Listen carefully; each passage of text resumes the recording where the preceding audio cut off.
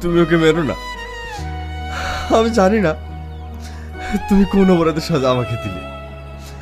তুমি কাকে বড় করতে গিয়ে আমায় আঘাত করলে।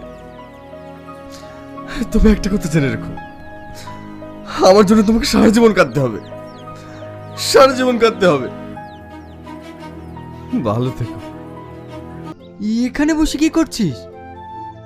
এসব ভেবে এখন কি লাভ বল? আমার সঙ্গে চল, তোকে একটা জায়গায় নিয়ে যাব। ওখানে গেলে তোর মনটা ভালো হয়ে যাবে।